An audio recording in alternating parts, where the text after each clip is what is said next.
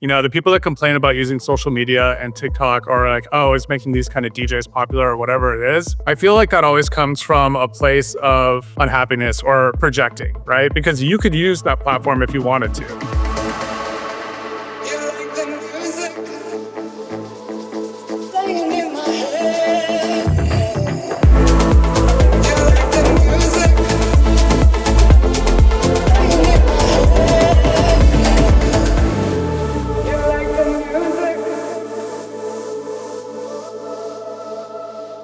What's up, guys? Happy Thursday. Every morning when I open TikTok after my 1 hour of no phone time, 2AR is the first person I see on my feed. No fail. He is streaming to hundreds of people every time I see him, and with over 200,000 unique viewers tuning in monthly, he's built something pretty special. Before all of this, he went from headlining major festivals in Denver to co-founding Silent Movement Group, where he manages some of dance music's rising stars. And when TikTok went dark for 12 hours last month, while thousands of artists and myself panicked, 2R stayed calm. Why? Because he understands something crucial about social media that most artists miss. It's not about the platform, but it's about the community that you build there. And, will they follow you? And for him, the answer was yes.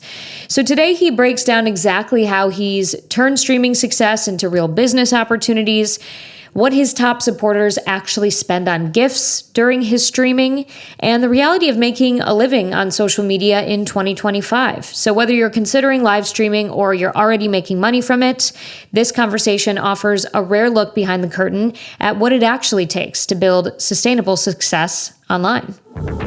So I'm excited to talk to you about the TikTok stuff, but before we dive into that, I want to get into your background because you went from playing like clubs and festivals to streaming, and now you founded Silent Movement Group. So give me a little bit of history there. So I started as an open format DJ, mostly in Denver, and I was playing in 5 different states as well. Then just right before the pandemic, I decided to get into producing, went to KMG music school there and started releasing music. And then the pandemic hit. And, as you can imagine, all the gigs dried up and everything. And I didn't really know what was going on. So I ended up getting a job offer to be the director of marketing for a law firm that was opening up in Miami. So I uprooted my life, got my place out here, and started doing that. 2 weeks into it, they pulled the plug on the entire project. So I was like, oh, great. I guess it's back to music.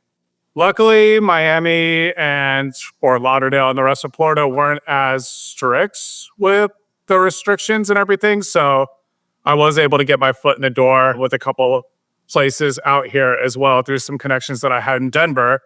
And that's where I met Pepe Vargas. And I started playing shows out here, started playing bass music shows because that's mostly what he promoted and all. But I was producing house music and all, so I was also finding myself on house shows and all that.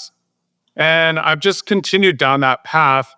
But since then, Pepe, myself, and his sister Alma Vargas started Silent Movement Group, and we've been managing artists since. And that company is it's a little bit over 2 years old right now.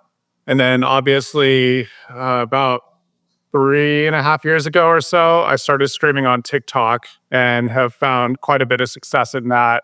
And it's been very, very sustainable. But as you can imagine, that's a little bit rocky right now with everything that's going on. Yeah, which we'll get into. But I mean, to me, that sounds like everything happens for a reason story. Like now looking back, are you like, oh God, I'm glad that happened. I'm glad that startup never came to fruition. Oh, 100%. Yeah. The person that I was working for was an absolute lunatic. And I kind of knew that going into it, but it kind of seemed like a means to an end and everything. But it was definitely outside of my passion because in my past, I owned an advertising agency and we do graphic design and website development for casinos and all of that. So I have a strong advertising and marketing background, and it was going to blend well into this startup, but I'm really glad I'm where I'm at now. Yeah. So TikTok is the main reason we connected. I've seen you on my feed every morning. I told my husband last night who I was interviewing, and I was like, you know, the guy in Miami who streams. He goes, oh, like he knew right away who you were. So obviously your branding is on point. Your sets are so much fun. But you know, as often as you stream, and I know that the artists that you manage, they stream as well. What was going through your mind during that 12-hour period we did not have our precious TikTok? So I'm directly managed by TikTok. So I have a manager that actually works for TikTok. And the entire time during this situation, they were just like business as usual, business as usual. And you'd expect that from someone who works for the company. But it resonated a little bit more just because I feel like I'm pretty good at reading people. And I feel like they would have had some tells that they were a little bit nervous, but they just didn't seem like they were. But when everything, and I've been following everything really closely. I was watching the congressional hearings when they originally started and following it every single step. So seeing it actually unfold and get there, it just seemed like it's something that has never happened before. We've never seen an app go dark like that. You know, we've seen Vine disappear, but we haven't seen something go dark and come back, essentially. But it's very, very unsettling because as a streamer that does it as often as I do, everyone in your live stream is asking you about the situation. What are you going to do? What are you going to do? Then you have the trolls like, now you're going to have to get a real job, blah, blah, blah, blah, blah. So it's really just like, Nothing pisses me off worse than that. Like, I dare you to try to be. How many hours a day do you stream? I stream anywhere from like 3 to 4 hours a day, generally 4. So I Yeah, do 7:30 a.m. Eastern, then I do 7 p.m. Eastern. and you're also talking to your fans during that time, and the trolls can't walk and chew gum at the same time. So it's like, you know. But I digress. So It's yeah. the So internet. it is. Yeah, it really was like so weird because, you know, that's where I built my largest following. That's what made me fall in love with content creation. And from the moment it went dark until it came back, like, and maybe this isn't such a good thing, but I was habitually clicking on the app and then being like, oh my God, yeah, wait, it's not available. So again, maybe I should work on that. I feel like I have pretty good boundaries around like my technology use, but it's such a beloved app by myself and so many of us. So I'm sure that was unsettling as it's a Yeah. massive stream of income for you. I mean, it's habitual too. You know, like I clicked on the app at least 4 or 5 times as well, and I knew it wasn't there, of Hmm. course. Hmm. And what people don't realize when you build a community like that, because I equate to what I do online to almost like a morning radio show in a sense, you know? And, Yes. you know, people are getting ready, you know, people are on their way to work, people are already at work, they just got off work in their night shift, they're up super late in California, whatever it may be. It could be, you know, noon in Australia, whatever time it is, people have made it a part of their routine. So when you have a community like that, you have a lot of people reaching out to you about it, wanting updates, what's happening, trying to suppress rumors, trying to keep essentially positive about it and being like, yo, it's not going anywhere. If it does get to the point where it goes somewhere, I'll find another means to do it. Though I wouldn't be all that thrilled about restarting, but it wouldn't be a complete restart because I do have that community and I do Right. have those people that follow me to wherever I end up going. But Right. I'm very, very loyal to TikTok because TikTok, it's a discovery platform. You know, there's no other platform where I'd be able to put those kind of hours in, do that, and amass the following that I've been able to create there.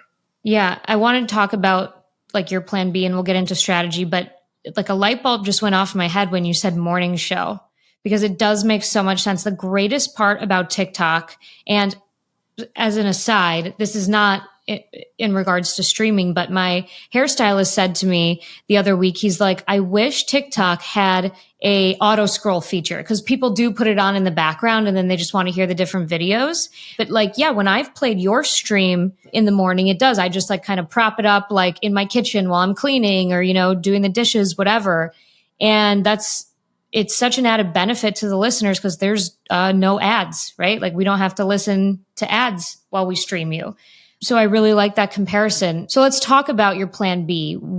Did you have a sense that you needed to have one like way back when this ban discussion started, or what went I through your mind? honestly, I don't know if it was a combination of delusion or maybe a little bit of delusion, maybe a little bit of just not wanting to really deviate from what I'm doing. I didn't. really focus on building up any other platforms when it came to streaming. You talk about ads during the live stream. On my own ad during my live stream, I'm like, follow my Instagram, do this, do Mhm. that. Da, da, Mhm. da. So a lot of people have migrated over to that. I have a Discord server as well where a lot of the people that are a part of the community and really engaged in have joined and all of that. So I feel like I have diversified myself pretty well. I think I could do a better job of it, but I'm still of the mindset that it's not going to go away permanently. So I'm just sort of riding it out. But I am focusing more on, making sure everyone stays as connected as they can. Yeah, diversification is like that buzzword, but it's really not easy because I feel personally as, a content creator, when I'm crushing it on one platform, the other ones aren't getting as much love. And it's like, like it's in the back of my mind. I'm like, oh my God, I forgot. Like I forgot about TikTok or I forgot about Instagram. I got to do more of this. And then I was like killing it on Threads for a while. And then I went dark for a couple months. So it's not like it's not an easy thing to do. And you manage a lot of artists. So what are you telling them about platform dependency? So basically, my approach or what I like to preach when it comes to social media is equate it to back in the old days of media, right? You had TV, radio, magazine, billboards, outdoor, PR, and all of that, right? You have multi channel marketing, direct mail, whatever it may be. And I always encourage people to use social media with that mindset. It's a multi channel marketing, right? Don't use Twitter for the same reason you use Instagram. Don't use TikTok for the same reason that you use Threads, whatever it may be, right? Like, for example, let people know about your personality and interact with more people on Twitter. Use Instagram for what Instagram's good at, right? Showing Mhm. the sexier side of everything, showing the show footage, having big announcements and all of that. TikTok you could use for live streaming, or you could use it as a way to kind of boost what you're doing on Instagram as well. Threads, you could have a whole different side of you. I feel like Threads is starting to become like LinkedIn and it's driving me crazy. It's like a lot of like guru, and I'm totally guilty of this because I that's what gets eyeballs. All I see on there is like hot takes about like business. And what I like about TikTok is that that is the place where you can show up the most you, the most authentically. Like it's very unedited, unfiltered. I mean, I show up on TikTok looking crazy and I would never dare do that on Instagram. So I think that's why it's been, despite the pushback, because I know there's a big divide in the industry about TikTok. Like a lot of artists criticize it for making, a certain style of house music popular or bringing in certain fans. But it is a place that you can just kind of show up and be you and be rewarded for that, which I don't think we've really experienced on other platforms. Yeah, and one thing that I would like to say is the existence of TikTok is never getting in the way of anyone's position in the music industry. The people that complain about using social media and TikTok are like, oh, it's making these kind of DJs popular or whatever it is. I feel like that always comes from a place of unhappiness or projecting, right? Because you could use that platform if you wanted to, right? And there's been artists that seen great success from TikTok. Crank that, for example, like used Mhm. TikTok very religiously and was able to build up his entire brand through that. And now he's about to play the Washington Mutual Stadium in Seattle. Like he's Mm. built a fan base that started there, of course. And everyone has access to that tool. So a lot of the artists or artist managers or whoever who downplay TikTok just haven't found their groove in it, to be honest. It's not super far off of Instagram as far as what you can do on it outside of the streaming side of it.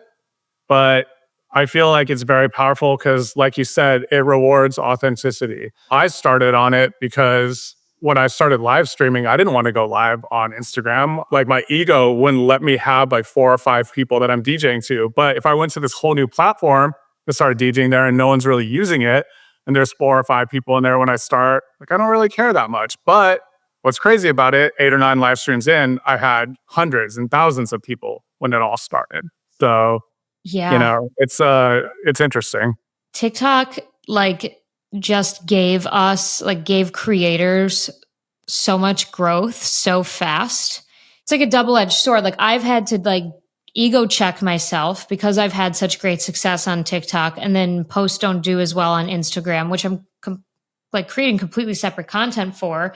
But I'm like, no, TikTok is its own thing. I cannot compare my performance from one to the other. But most artists, like, you were talking about that multi-channel, like outdoor PR, TV.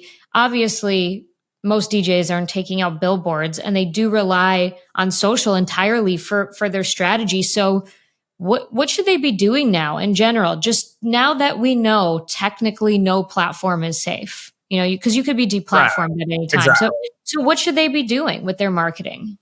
Honestly, I think you need to find that place where you can build your community and really harness all your super fans, right? Mhm. So I feel like you need to find that thing where you can harness all the community and find all your super fans, right? I feel like Discord is such a good tool for that, right?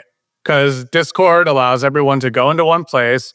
It allows people to have conversations about your brand or just things that are ancillary around your brand or whatever it may be. And it gives you a direct connection to the people that are in there as well. Unlike Instagram or even TikTok or any other thing where you make a post and only a small percentage of the people even see the post, right? Right. Whereas Discord, people are going to see the post if they go into the Discord themselves, right? Yeah. And I think what's really important is just diversify more, obviously, right? So just driving people to Twitter and letting them know what you're doing there, driving people to Instagram to let them know what you're doing there, gathering in Discord to build that community, possibly starting YouTube to do more long form videos to give people more insight on your personality or behind the scenes take. I think Yeah. those are the things that are really important just to harness that extra connection with your fan base. Yeah. Yeah, you can, it sounds like a lot of work, and it is, but 15, 20 years ago, artists didn't have all these options to promote themselves. So I see it as a glass half full kind of thing. When it comes to making money off social media, how vulnerable are artists who rely on TikTok for like streaming income? How vulnerable are they right now? I would say on a scale of 1 to 10, probably a 6 or a 7 or so. Because when it comes to streaming, especially on TikTok, everyone can gift you when you stream, right? And that's essentially how you monetize it. But really, most of your support comes from a select few of people at the top. It's just like any other business where it's sort of like an 80-20 rule, right? Or 80% of Mm, your revenue comes from 20%, of your clients. yeah. So streaming is very similar in that sense. So that's why I don't say you're overly vulnerable because those people that really support you and, there's different ways to support, right? There's like obviously showing up every day. There's, actually sending gifts and, you know, showing up and sending gifts, right? Those people that are doing that are most likely going to follow you to wherever you end up going. Wow. So I didn't realize that. So you have like top supporters that send you the majority of your gifts during your streams. Yeah, I would say so. Yeah. Wow. That's cool. That's really cool. That's like the equivalent of, someone back in the 90s like following a band on tour like to Exactly. all of their stops. It's just digital. Yeah, it's them. Um Someone who buys all your merch, or if you run a yeah. Patreon, people that subscribe to your Patreon, things like that. Right. Right. And this philosophy, we talk about this a lot on my podcast of, the goal should be to curate super fans, the quality over quantity idea, because like you said, those are the people that are they're going to ride or die for you. And you can trust that if you like disappear, like they'll notice, right? Right. Like that's what true with any content creator. If someone hasn't posted for a while, people start talking about it. Like people do whole freaking FBI like think pieces, on TikTok. If like one of their favorite influencers has been gone for a while, and like if you can curate that level of adoration from your fans, like yeah, you are safe. Right, right. And it's not entirely safe because again, there's obviously the monetization side of it, but then there's also the exposure and marketing side of it too, right? And that's Hmm. why TikTok's so great. It is a discovery tool. Well, if you could look at your stats after you stream and you could see that only 10% of the people in there are people that already follow you. The other 90% that viewed you are people that didn't follow you and who are in the Mm, process of discovering you. yeah. So that's why it's such a powerful platform when it comes to that side of things. Now, as far as the monetization side of it, you're not as vulnerable, but there's a big difference to live streaming to hundreds of people and live streaming to 30 people. Right. Right. For artists who haven't gotten on TikTok yet, but were thinking about it, but are now like, I don't know, would you still recommend that they get on TikTok? 100%. I mean, I think right now is a really good time to do it as well. Because just as of recently, I've noticed that the traffic on TikTok isn't as much as it has been in the past. So, what better time to sort of introduce yourself, kind of cut the fog and all of that? Yeah, and get comfortable on there Yep. and be okay if your content flops. Yeah. Yeah, I like that. I reached out to you, I think, like the day after Haley Wood's episode aired, and I can't believe I didn't put two and two together. That she's one of your artists, but she's an amazing streamer as well. Have you, had a meeting with your artist talking about how you adapt your strategy going forward? Did that conversation start a long time ago, or what are you guys chatting about? I mean, Haley and I personally, we talk about it pretty often, right? Because how I discovered Haley through live streaming on TikTok because she was living in South Florida at the same time, Miami at the same Mhm. time. And so really I started noticing her live streaming and her and I had very similar followings and we were doing very similar things and all of that. And I reached out to her. I'm like, hey, we should start doing back to backs and everything. So her and I have a really close relationship when it comes to talking about streaming and all that because I feel like she's one of the few peers that I can talk to in the streaming Mhm. world that does Mhm. it very similar. So, of course, we've talked about what would happen if it were to go away, kind of the ebbs and flows of it. Like, how's your stream doing? Is it down? Is it down? Does it seem like there's less people right now? Does it seem like there's more people? What's going on? Bounce ideas off of each other. So we're very close when it comes to talking strategy regarding streaming. As far as the other artists that we manage, they utilize TikTok a little bit more similar to the way they utilize Instagram, but a lot of them have really good followings on there as well and realize the importance of it because they notice that certain kind of content obviously does better on TikTok than it does Instagram as well. And, when you're talking to anyone that has a following of, 20, 30, 70, 80,000 people, no one wants to see that go away. When it comes down to it, I feel like TikTok's a much nicer community too. If you look at the comments on Instagram opposed to the comments on TikTok, as far as viral videos go, there's a world of difference as to kind of the temperament of the people.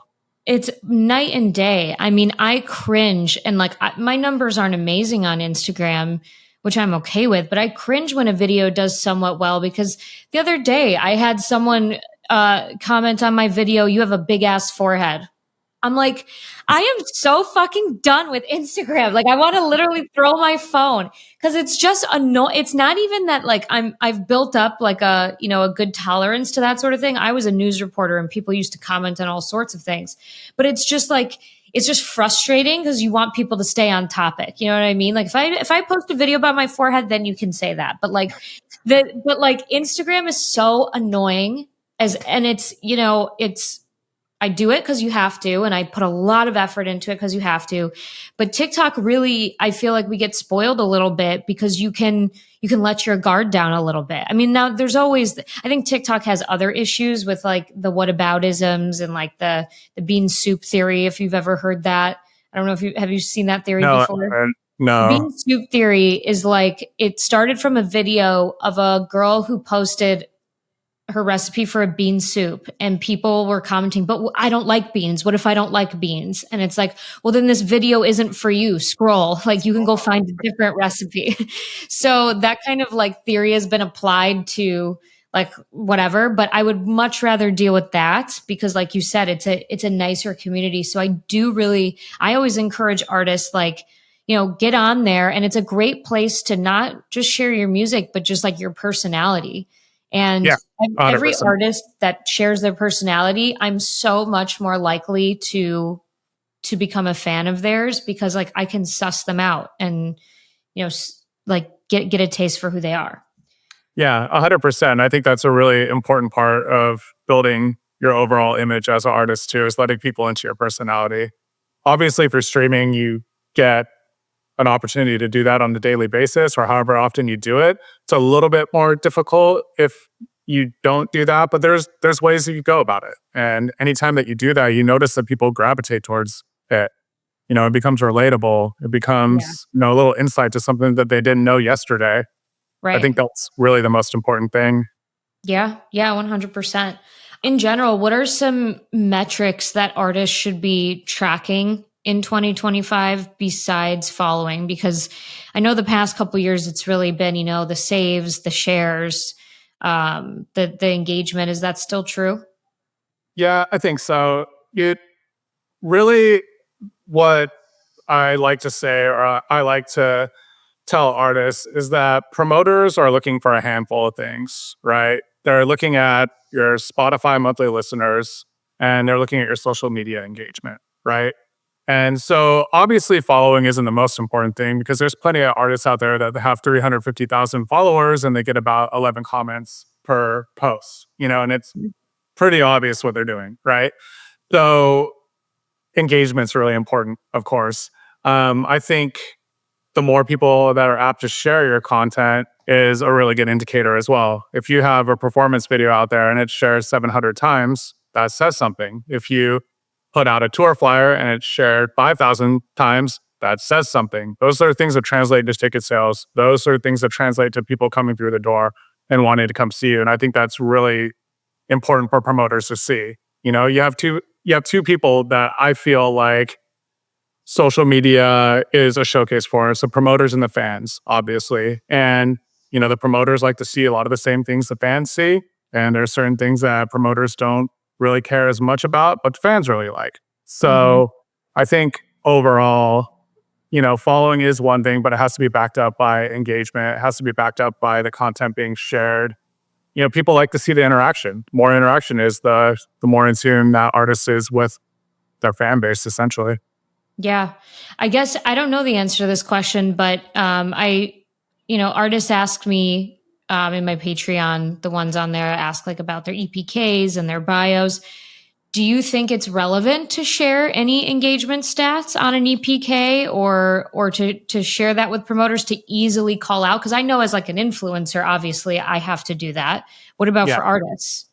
Yeah, I mean, if you're putting together EPK or a one sheet, I think it's important to put the top line stuff.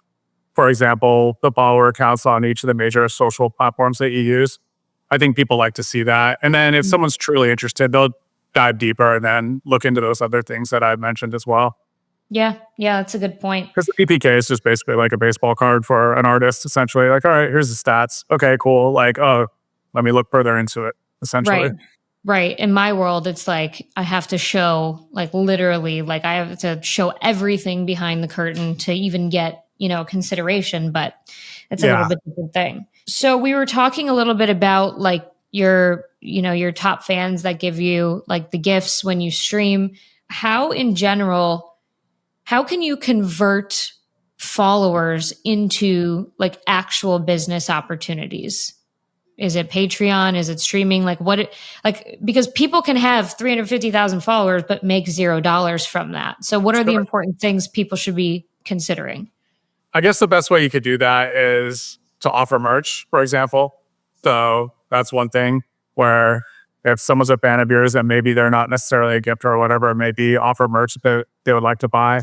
That's one way to go about it. If you are an artist that does a lot of edits or remixes or whatever it may be, you can convert them over to a Patreon, of course. It just really depends on what kind of artist you are, essentially. And then you have the subscriber side of streaming as well, where someone can become a subscriber and that's a monthly reoccurring thing. Yeah. Yeah. There's so many different ways to make money on the internet now. But what I've learned from marketing my own Patreon is I have to remind people it exists every single day.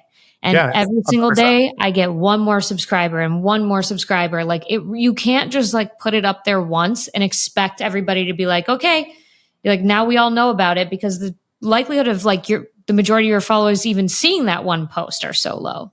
Yeah, no, especially on the streaming side of things, they say the average viewer tunes in for 45 seconds. Oh, So wow.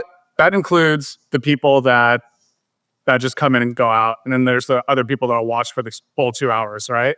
And so, for example, like my side of things, that number's a little bit higher because I DJ on Mhm. streaming. So I think mine is about a minute 20 Okay. that people watch. So my TikTok manager is always like, all right, remind everyone every 45 seconds as to what's going on because they might not be watching in a minute. And that's why a lot of the times if I'm streaming, you'll hear me repeat myself and whatever it may be. But it is really important to remind people as well, even like what your schedule is, your upcoming shows, whatever it may be, because I'll always announce my upcoming shows at the end of the live stream, like, hey, thanks for tuning in. My next show is in Miami, da da da da. But people aren't always tuned into the end. So for Right. me personally, I've been trying to get a little bit better about inserting those little ads in the middle of it Yeah. itself. You know what? This like just reminds me that like no principles in marketing are truly new. They're just rehashed a different way because like what you're talking about kind of like reminds me of QVC where they have to like constantly like when they have people calling in to like buy pieces, that they're advertising on QVC, they're like repeating the details of the garment over and over or whatever it is. Like that is something that's been around since the beginning of media, but now it's just translated to live streams. So I think like that should give artists a little bit of like encouragement because it's not that you need to know some newfangled like strategy, some new crazy thing. It's just like go back to the basic principles of how humans connect, how short our attention spans are, and like if you just implement those strategies like you will win. It just takes that consistency. Yeah, and that is the one thing that has changed is the attention span and the amount of media that you're exposed to. And that's what I try to echo to a lot of these artists as well. They're like, well, I just released a track 2 weeks ago. Is it okay to release another track? Yes. If they're a fan of you, they wouldn't care if you released a song every other day. Now, record labels might say, hey, we want you to wait a little bit of Right. time to make it breathe. But when it comes down to it, your true fans are going to want to hear from you, right? Like there Absolutely. is such thing as posting too much. And if you post garbage, then people are going to generally become disinterested in it. But if you have something quality to say or something that makes sense or something that resonates and you say it often, there's nothing wrong with that. People want to hear from you. If they follow you and they're fans of you, they're going to want to hear from you. They're going to want to hear from your music. They're going to like want more insight into your life. They're going to want to see what you're doing behind the scenes, whatever it may be. Because, a lot of people don't necessarily live like that either. Like a lot of artists are out there traveling and doing that, whereas some other people don't have the opportunity to do that, or they just do it like once a year or twice a year or whatever it may be. So, as boring as, an airport video might be, someone might like to see that. They might Yeah. like to see an airport they haven't seen before or whatever it may be. So, Yeah. I feel like as long as it's tastefully done and you're just giving people insight into your life, it is what it is. Absolutely. I mean, obviously he's a superstar, but like this morning I saw a video of Dom Dalla on go-karts, and it's like that's so cool. Like I think he's in Japan, and it's like I have had so many conversations with people recently about Japan because I feel like everybody has just been going there that I know, and I'm like, shit, I don't know if I can like handle that long of a flight, but I was like living vicariously through him on a go-kart. So you're Yep. right. If it's high quality content and people are fans of yours, like, yeah, I'm never going to be like, oh, another like Dom Dalla video of him somewhere cool in the world. Like, no, like it's super Yeah, interesting. exactly. So last question, do you see any shifts for artists on social or otherwise in 2025? We're almost done with the first month of the year. Yeah, it feels like it's been the longest month ever. Yeah. But with that said, I think, like I mentioned a little bit earlier before, I think long form content's going to be something that people gravitate towards a little bit more. So whether it's posting entire sets with multicam setups or, kind of a blog of a tour or a blog of playing a certain city, I think that's going to be seen as a lot more popular and a lot better way to connect with fans Mm, than a lot of the stuff that's been going on for years now. yeah. I feel like it's that and Discord. So wherever you can bottle up that community and wherever you could show more insight into your life and behind the scenes, I think that's where the wins are at in 2025. I really love that morning show comparison that he made because it reminds me of like, you know, what I used to do in the mornings before TikTok, whether that was turn on, you know, Today Show back when I was on the news or morning cartoons when I was a kid and it's background noise, but you're paying attention, but you can do other things.